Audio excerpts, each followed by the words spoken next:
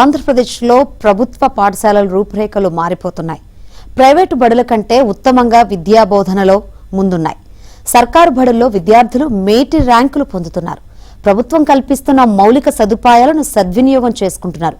వారిని మరింతగా ప్రోత్సహించేందుకు వీలుగా ప్రత్యేక పర్యటనలు, నగదు పురస్కారాలు అందిస్తున్నారు.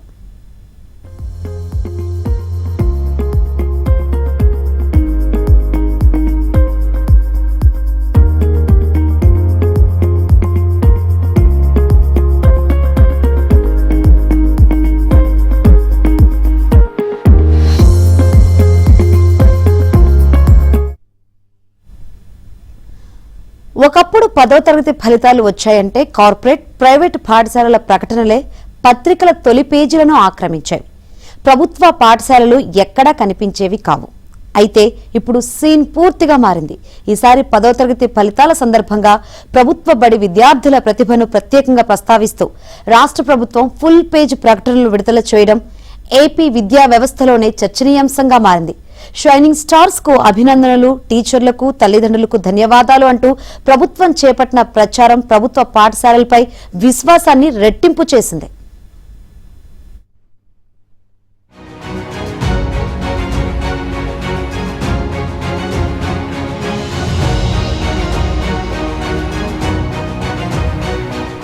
విద్యాశాఖ మంత్రి నారా లోకేష్ ఆ శాఖ బాధ్యతలు చేపట్టిన తర్వాత అక్కడ సమూల మార్పులు చోటు చేసుకుంటున్నాయి.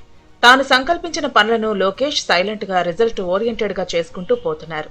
దీనిలో భాగంగానే అమలు చేసిన 100 రోజుల కార్యాచరణ ప్రణాళిక ఇప్పుడు విద్యార్థుల ప్రతిభను వెలికితీసింది. ఈసారి 10వ తరగతి ఫలితాల్లో దీని ప్రభావం స్పష్టంగా కనిపించింది. గతేడాది 81.1% ఉన్న మొత్తం ఉత్తీర్ణత ఈసారి 85.25% పెరిగింది. ప్రభుత్వ పాఠశాలల్లో ఉత్తీర్ణత 72.8% నుంచి 78.39% చేరుకోవడం ఈ ఏడాది చెప్పుకోదగ్గ మార్పుగా పరిగణించాలి.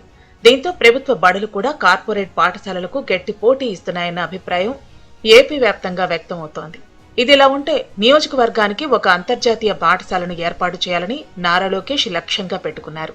దీనిలో భాగంగా తన నియోజకవర్గంలోని నెడమరులోని పాఠశాలను ఆ విధంగా తీర్చిదిద్దడంలో అడ్మిషన్ల కోసం తల్లిదండ్రులు క్యూ కడుతున్నారు. ఇదే విధంగా రాష్ట్ర వ్యాప్తంగా 10 ఫలితాల్లో అత్యుత్తమ మార్కులు సాధించిన పాఠశాలల్లో తమ పిల్లలను చేర్చడానికి తల్లిదండ్రులు పోటీ పడుతున్నారు. కొన్ని ప్రభుత్వ పాఠశాలల్లో అయితే అడ్మిషన్లు పూర్తయ్యాయి అనే బోర్డులు పెట్టేశారు. ఇంటర్నేషనల్ స్కూల్ గా కనీసం ఒక నియోజకవర్గానికి ఒకటి ఇంటర్నేషనల్ స్కూల్ తయారు చేసే దిశగా అడుగులేస్తున్నాం. ఇది ప్రయత్నమే, సక్సెస్ అని నేను అనలేను. బట్ కొత్త మెథడాలజీస్, కాలిగ్రఫీ తీసుకొచ్చాము. దాని తర్వాత సైన్స్ ల్యాబ్స్ ఏర్పాటు చేసాం, సైన్స్ సెంటర్స్ ఏర్పాటు చేస్తున్నాం. సో చాలా ఒక ప్యాషన్ తో మేము తయారు చేస్తున్నాం. అటు ఇంకో పక్కన నెల్లూరు జిల్లాలో కూడా మంత్రి నారాయణ గారు కూడా అదే ప్యాషన్ తో కూడా ఆయన 2 స్కూల్స్ తీసుకున్నారు. అన్ని నియోజకవర్గాల్లో మోడల్ సెట్ అయినా కనీసం 1 స్కూల్. ఏపీలో 2025 డిసెంబర్ 6 నుంచి 2026 మార్చి 15 వరకు అమలు చేసిన 100 రోజుల కార్యాచరణ ప్రణాళిక విద్యార్థుల్లో ఆత్మవిశ్వాసాన్ని పెంచిందని అధికారులు చెబుతున్నారు. ఇందులో భాగంగా 46 స్లిప్ టెస్టులు నిర్వహించగా లీప్ యాప్ ద్వారా విద్యార్థుల పనితీరును విశ్లేషించారు. షైనింగ్ స్టార్స్, రైజింగ్ స్టార్స్ పేరుతో ప్రతిభావంతులను గుర్తించి ప్రత్యేక శిక్షణ ఇచ్చారు. సందేహ నివృత్తి తరగతులు, ప్రత్యేక పునశ్చరణ కార్యక్రమాలు, మోడల్ పేపర్లు, ప్రశ్న బ్యాంకులు, ద్విభాషా పుస్తకాల పంపిణీ వంటి చర్యలు పరీక్షా ఫలితాలపై ప్రభావం చూపినట్లు విద్యావేత్తలు అంటున్నారు. ఇదే సమయంలో స్లిప్ టెస్టుల్లో వెనుకబడిన విద్యార్థుల కోసం 30 రోజుల రెసిడెన్షియల్ శిక్షణ కార్యక్రమం నిర్వహించడం ద్వారా వారిలో నమ్మకం పెరిగిందని ఉపాధ్యాయులు చెబుతున్నారు. ఇదిలా ఉంటే ప్రభుత్వం అమలు చేస్తున్న సంక్షేమ కార్యక్రమాలు కూడా విద్యార్థుల ఫలితాలపై సానుకూల ప్రభావం చూపుతున్నాయి. సర్వేపల్లి రాధాకృష్ణన్ కిట్ల పేరుతో ఉచిత పాఠ్య పుస్తకాలు, నోట్బుక్స్, యూనిఫామ్, బ్యాగులు, షూస్ పంపిణీ చేయటం, డొక్కా సీతమ్మ మధ్యాహ్న భోజన పథకం, తల్లికి వందనం ద్వారా ఆర్థిక సహాయం వంటి కార్యక్రమాలు విద్యార్థులను చదువుపై మరింత దృష్టి పెట్టేలా చేశాయని తల్లిదండ్రులు అభిప్రాయపడుతున్నారు. దీనికి తోడు ఈ ఏడాది 10 ఫలితాల ప్రకటన తర్వాత ప్రధాన పత్రికలు, టీవీ మాధ్యమాల్లో ప్రభుత్వ బడులు విద్యార్థుల పేర్లతో ఇచ్చిన ప్రకటన వ్యవస్థలో వచ్చిన మార్పును సూచిస్తోంది. ఫలితాలు చాలా బాగా వచ్చాయి. డల్లర్స్ కూడా పాస్ అయ్యారు. 100 యాక్షన్ ప్లాన్ సార్స్ మొత్తం చాలా కృషి చేసి చెప్పారు మా అందరికి. డల్లర్స్కి వేరే సెక్షన్, మాకు వేరే సెక్షన్ అంటే షైనింగ్ స్టార్, రైజింగ్ స్టార్ చేసి చెప్పారు. రైజింగ్ వాళ్ళు కూడా మంచిగా పాస్ అయ్యారు అందరూ.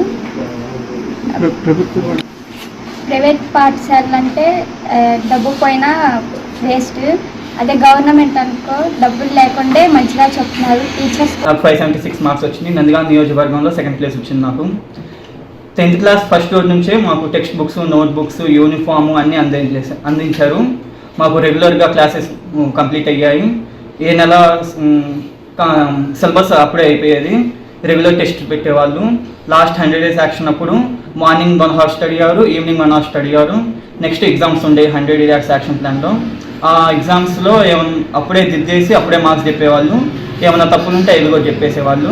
రాష్ట్రంలో మొత్తం 12,089 పాఠశాలలు ఉండగా వాటిలో 6,785 ప్రభుత్వ పాఠశాలలు, 5,044 ప్రైవేట్ పాఠశాలలు ఉన్నాయి. ఈసారి 0 ఫలితాలు నమోదైన పాఠశాలలు కేవలం 16 మాత్రమే. అందులో 11 ప్రైవేట్ పాఠశాలలు కాగా ప్రభుత్వ పాఠశాలలు కేవలం 5 మాత్రమే ఉండటం విశేషం. ఇది ప్రభుత్వ బడుల్లో విద్యా ప్రమాణాలు మెరుగుపడుతున్నాయనేందుకు సంకేతంగా అధికారులు చెబుతున్నారు.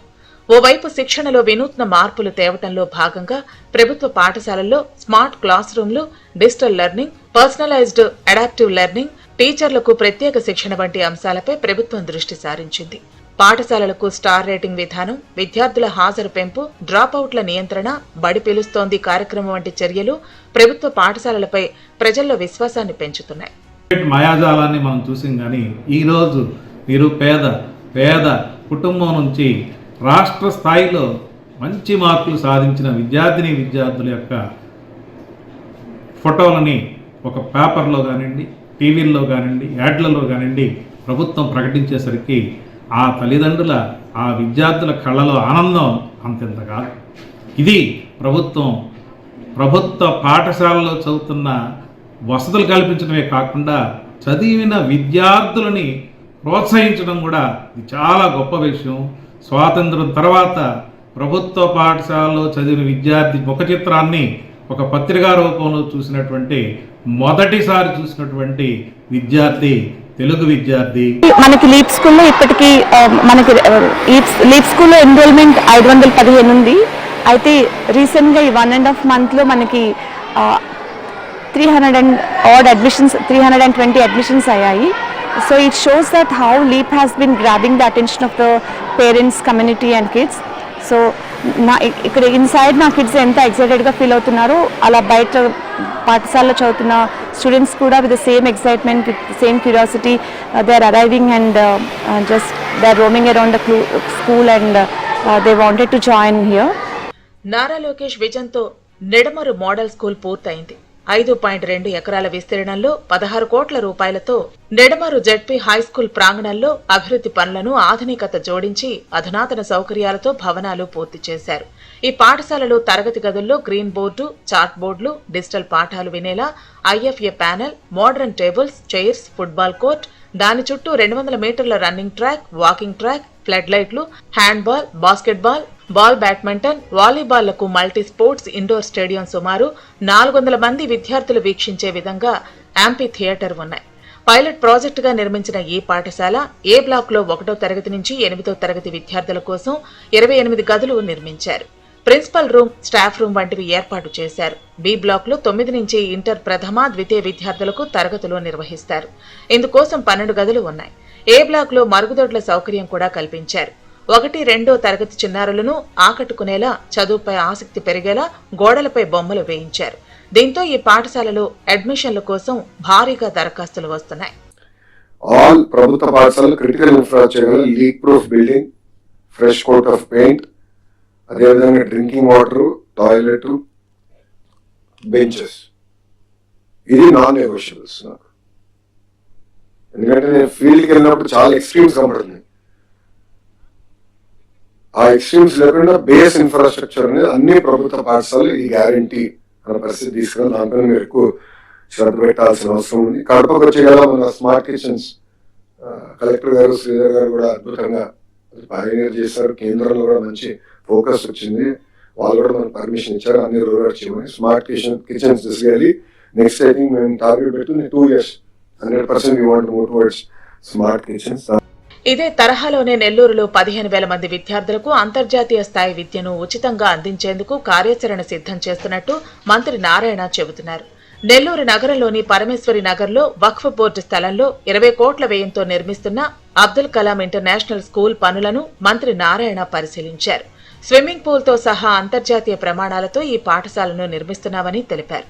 14 పాఠశాలలను కూడా కార్పొరేట్ స్థాయిలో తీర్చిదిద్దుతున్నామని మంత్రి వెల్లడించారు. దీనికోసం తనకు తెలిసిన వారి సాయం ఆర్జించి మరీ పేదల కోసం ఉత్తమ విద్యను అందించే ప్రయత్నం చేస్తున్నామన్నారు. త్వరలోనే నియోజకవర్గానికి 1 చొప్పున ఈ తరహా పాఠశాలలు వస్తాయి.